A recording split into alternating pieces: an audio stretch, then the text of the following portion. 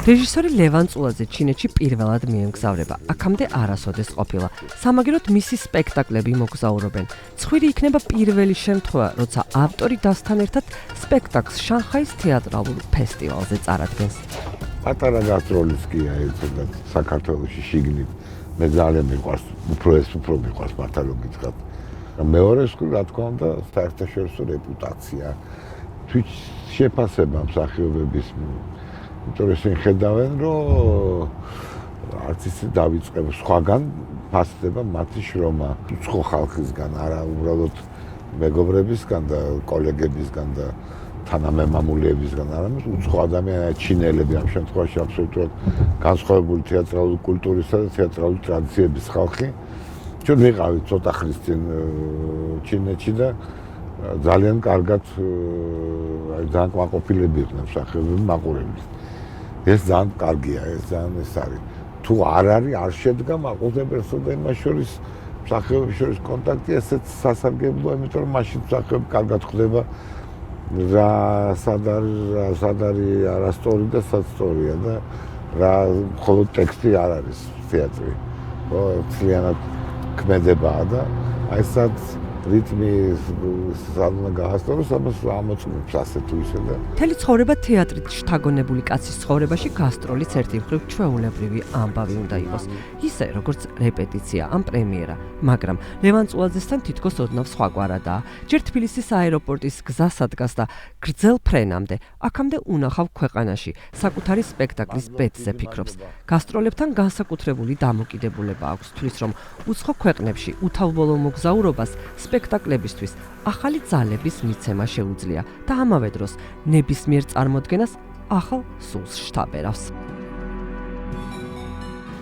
ეხლა ისე რომ სპექტაკლი დაიწყოს საზღვარგარეთ, როგორ კი, აი მაგალითად ის ჩვენ მე დავდგი გლობუსის თეატრში შექსპირის As You Like It როგორც გენებოთ. არ პიესა ეს გლობუსის ფესტივალის დაკვეთით იყო და იქ შედგა პრემიერა. და იქ ძალიან წარმატებული იყო, გავიმარჯვეთ იქ რაღაცა იმაში. ამ კონკურსშიც იქა და რო ჩამოვედით, ეს გამოყვა. ლონდონის გლობუსის, შექსპირის თეატრის ეს წვერი გამოყვა და ძალიან იმ სპექტაკლმა დაიწყო პირდაპირ ესეთი ცოტა ვარსკვლავური სვლა თბილისის სცენებს.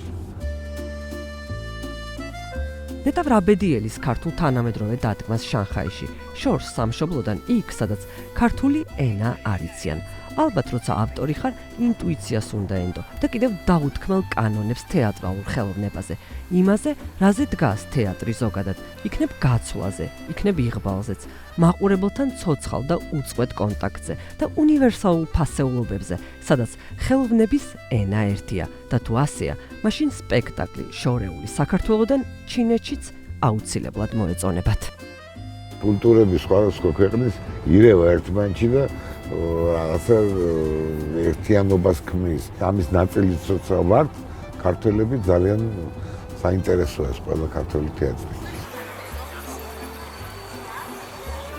საკუთარ ქვეყანაში დანამდვილებით იღბლიანი რეჟისორია. თეატრის რწმენაც არასდროს დაუკარგავს და თუ ვინმე ჩვენს ქვეყანაში ნამდვილი თეატრალური ცხოვრების წესით ცხოვრობს და თეატრის ძალას აღიარებს, ლევან წულაძეა. კაცი, ვისთვისაც თეატრის გარეშე უბრალოდ წარმოუდგენელია. ძალიან მაღალი აზრისაა და განსხვავებული წარმოდგენები აქვს. მისთვის თეატრი თითქოს მარტო ტაში და სცენა ვერ იქნება. გაცილებით მეტია, ან ერთი სიტყვით გაუთავებელი ძიებაა იმის, რა შეიძლება იყოს საინტერესო სცენაზე.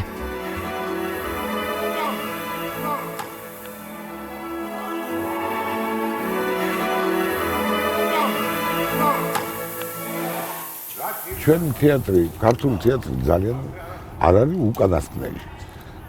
მე ვიტყოდი, მე ჩემ სპექტაკლებზე არ ვლაპარაკობ, ხოლო ქართული თეატრი საკმაოდ კი არა, ძალიან თანამედროვეა და ძალიან წინწასული. ეს ხედვის თვალსაზრისით, ხელის მეთოდის თვალსაზრისით, ბევრი რამის გამო. ამიტომ ჩინელებისთვის ჩვენ ძალიან სასარგებლოც ვართ.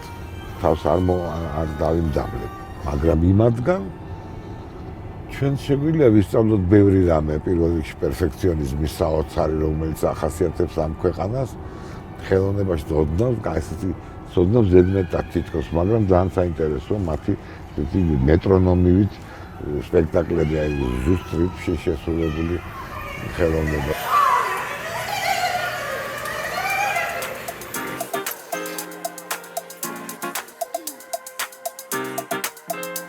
სანამ სპექტაკლის ჩვენება შედგება, ლევან წულაძესა და მსახიობებიც ყველაზე მეც მგონი იმაზე ფიქრობენ, შედგება თუ არა ამ ძალიან დიდ და ძალიან პატარა ქვეყნებს შორის ეს მისტიკური კონტაქტი. ან რამდენად მძაფრი და მგრძნობიარე შეიძლება იყოს ეს ორი განსხვავებული კულტურის მქონე ქვეყნის თეატრალური კავშირი ქვეყანაში, სადაც თეატრს და ზოგადად ხელოვნებას აღმერთებენ და რადგან ხელწამოსაკრავი არც ქართული თეატრალური ხელოვნება და ტრადიციაა, ინტუიციურად წესით ჩინეთში აუცილებლად წარმატება იქნება.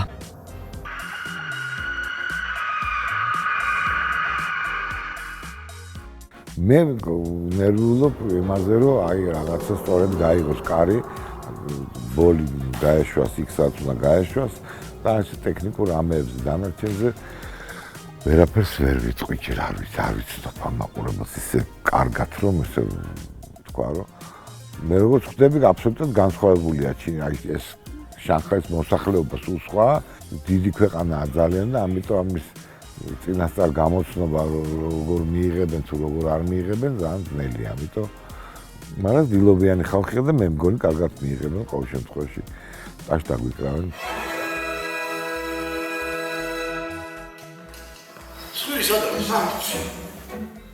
კავშირების დასამყარებლად შანხაის საერთაშორისო თეატრალური ფესტივალისთვის რეპერტუარიდან გოგოლის ცხვირი შეირჩა. ეს არის ერთგვარი თეატრალური ბალადა ცხვირზე.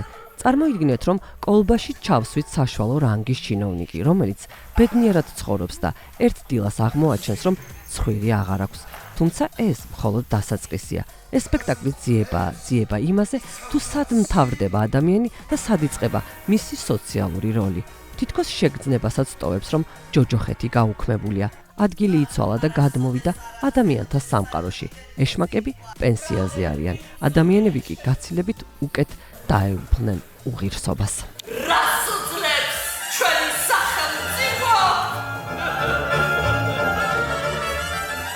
რახან ჩინოვნიკებზეა და რახან მოკლედ მთავრობის წარმომადგენლებზეა და ქვეყნის მმართველებზეა ზოგადად სპექტაკლი და მათ კრიტიკაზე, ესე ვიტყოდი, ალბათ რაღაც მათაც აწუხებთ. მე მგონია, რომ ძალიან ზუსტად გაიგეს ის აქცენტები, რა აქცენტებსაც ჩვენ თავაზობდით აქედან. ჩვენ ძალიან ყვაყოფილები ვართ, რა თქმა უნდა, იმიტომ რომ ძალიან სასიამოვნოა, როცა მაყურებელი არ გიშვებს სცენიდან. ის რაც მარადიულია ამ სპექტაკლში, რაც ჩვენი ქვეყნის პრობლემაც არის, ამათი პრობლემა კიდევ უფრო მეტად არის ბევრი წელია და მოკლედ გრძნობდით ძალიან დიდ ინტერესს მაყურებლის ჩართულობას, ერთი წამი არ მოწყვეტილა სპექტაკლს, ძალიან სწორად და ზუსტად გაიგეს.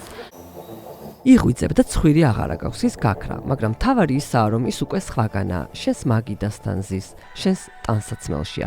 გოგოლის ეს პიესა საშუალო ჩინოვნიკის შესახებ შესანიშნავი პოლიტიკური სპექტაკლია.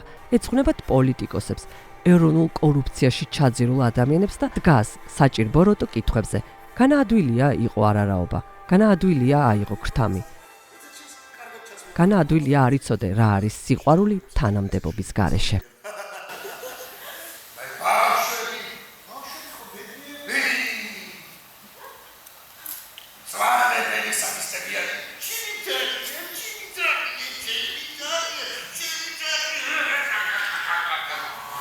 ლევან წულაძე თავმდაბალი კაცია საკუთარ ქვეყანაშიც და მით უმეტეს უცხოეთშიც. სამაგიეროდ უწყვეტ ტაშში მიჩვეულია. ასობით ავტოგრაფის გაცემაც მოუწია შანხაიში. რა ვიცი, ყოველთვის საინტერესოა აბსოლუტურად უცხო ხალხი, უცხო კულტურის ადამიანები, როცა უყურებენ შენ სპექტაკლს, გრძნობ ყველა შეცდომას, ყველა გამარჯვებას, ყველა რა გამოდის კარგად, რა არ გამოდის, როდესაც ენობრივი და კულტურული ბარიერის დიდია, კიდევ უფრო საინტერესოა ეს, რამდენად შეუძლია თეატრმა გადალახოს ეს ყველა ზღუდე და ამიტომ ძალიან საინტერესოა ყოველთვის ესეთი რამე. რითიც დავიწყეთ იმ თვე დავასრულოთ. ალბათ ბოლომდე არ ვიცით, რა წინათ გრძნობა ჰქონდა ლევან წულაძის ჩინეთში გამგზავრებამდე, ჯერ კიდევ თბილისში, მარცხისა თუ წარმატების, მაგრამ როგორც არ უნდა ყოფილიყო, ის მთავარი გამოვიდა. ქართული სპექტაკლისა და ჩინელი მაყურებლის კონტაქტი დანამდვილებით შედგა. ალბათ ჩინეთში საგასტროლო მოგზაურობის ბოლო ამსახველი კადრები ყველაზე უკეთ აჩვენებს იღბალს, წარმატებას, გაუყალბებელ ან ძალიან მჭიდრო კონტაქტს და გაცვლას ხალხებს შორის. და ბოლომდე ასხავს ხორცს წარმოდგენას იმაზე, რომ ხელოვნებას შესწევს ძალა, გააერთიანოს ხალხები და ადამიანების სამყაროში.